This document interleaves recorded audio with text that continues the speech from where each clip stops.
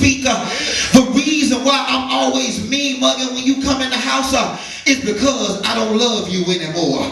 You see, I need you to understand, I need somebody to love me just for me. I need somebody to love me who's going to be understanding. Some of y'all looking at me crazy, but I guarantee you, if you were more understanding, your husband or your wife would love you a little more. I told y'all I'm going to preach this thing. I'm looking for somebody to love me that has a listening ear. I'm looking for somebody to love me I'm looking for somebody to love me who's going to enjoy and make me happy. Am I the only one in here looking for somebody am I the only one in here that wants somebody to push them to their destiny? I'm tired of being where it is where I'm at right now. I need somebody to get behind me and push me forward. I don't need somebody to weigh me down. I don't need somebody to look at me and say, baby, what we gonna do next?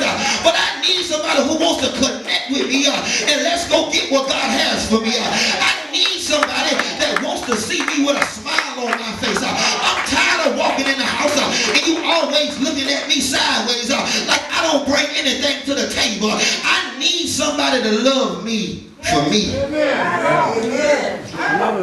To love me for me. Amen. If you have your pen and your paper, I like everybody to write down once we go back to the word what it is so you can go back and check it for yourself. Joel was a prophet that understood that Israel was much like us today. They were looking for love in all the wrong places. His purpose was to make sure Israel knew why they were suffering. Israel, much like us, was suffering, and we're suffering right now because of backsliding. Many of us are suffering today because of backsliding. We know what we are supposed to do. We've been trained up the right way, but guess what? We do what we want to do. But Joel's purpose was to assure them that if they came back to God, God's blessings would follow them. That got deep right there. Joel's purpose was to say, if you came back to God, would you look at your neighbor and say, if you come back to God? That was the wrong neighbor. I need you to look at the other one and say, if you come back to God. If you come back to God, God's blessings will follow you. When you're sitting here trying to figure out why is everybody being blessed around here but me, it's real simple why you're not being blessed, because you have not found your way back to God.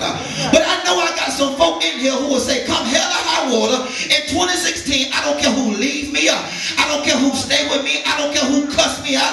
In fact, I don't care who I got to cuss out, but I got to find my way back to God. Only because I'm tired of being up late in the midnight hour with tears rolling down my eyes. I got to find my way back to God because I know I should be in school. I know I should have a degree. I know I should be better than what I'm at right now. I got to find my way back to God.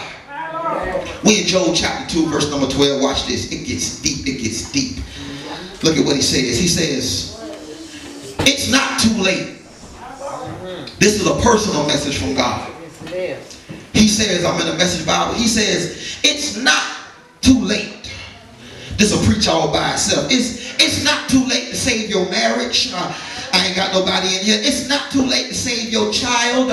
It's not too late to save your career. It's not too late to save your mind.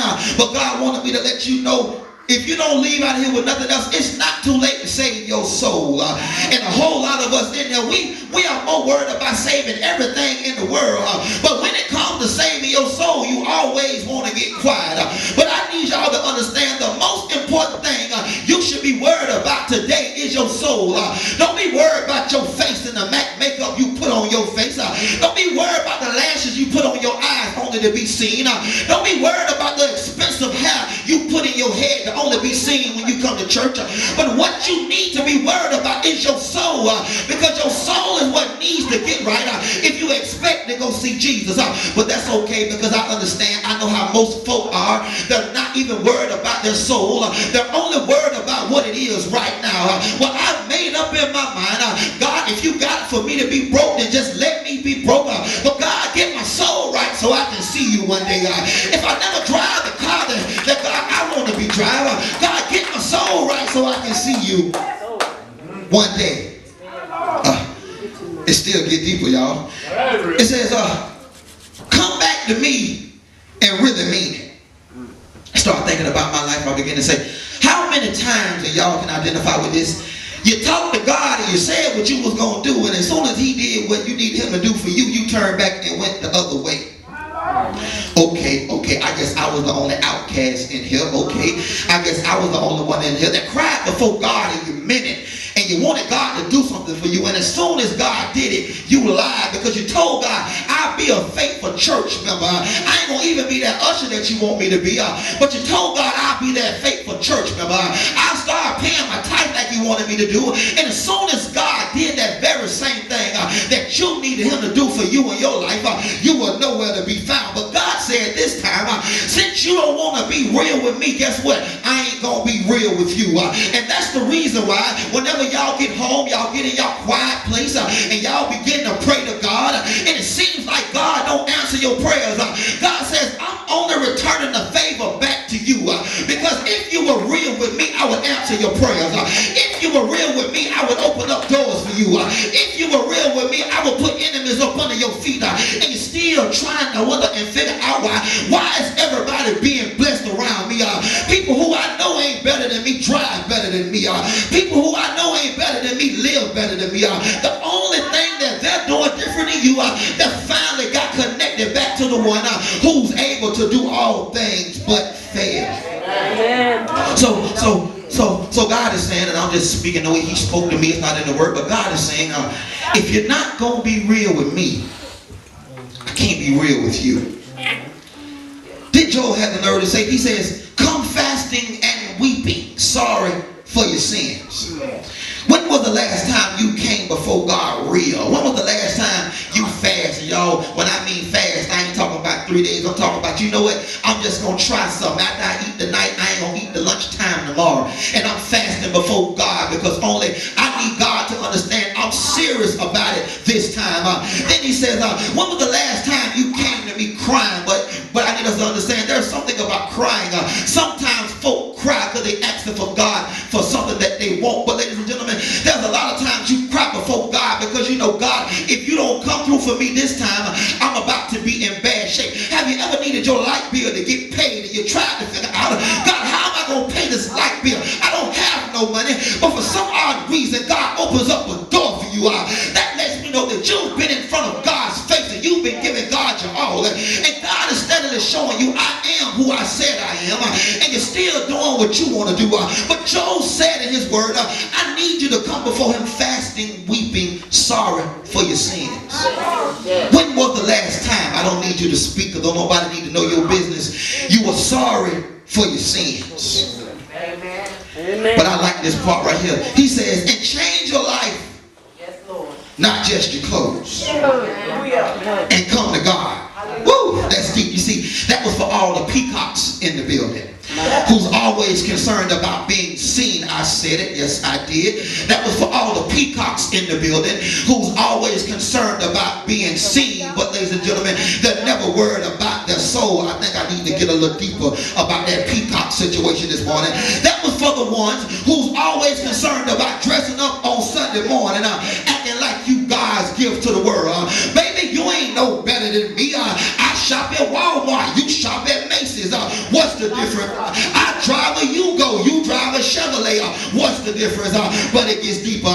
It does not matter, ladies and gentlemen, what type of person you are. If you are a nasty individual, just because you put that suit, guess what, baby? You still a nasty individual. If you trifling, guess what? Don't nobody care because you got your Sunday's best cap on. You trifling with your Sunday's best cap on? Are you trifling without that cap on? I think I can preach this thing like I feel. I done got happy. Bro, I'm gonna catch this right here. It does not matter how many inches your dress is past your knees. If you a home wrecker out in the streets, as soon as you step foot in the house of God, guess what? You a home wrecker in the house of God.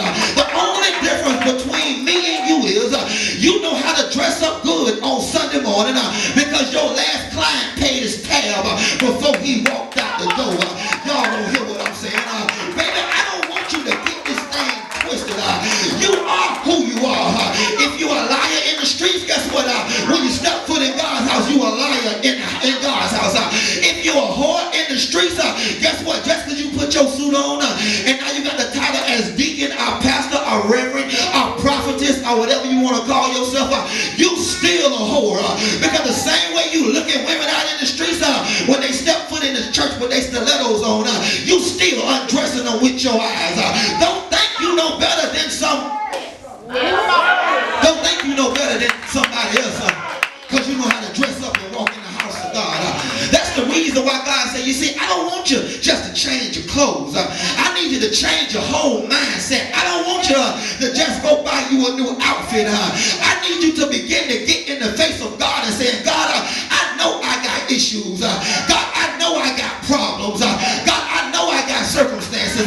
But guess what, God, even with this nasty attitude, even with this cussing of a mouth I got, even with these horrible conditions I got, even with this trust issue I got, I'm still like a needle baker. I'm going to give you the best I got.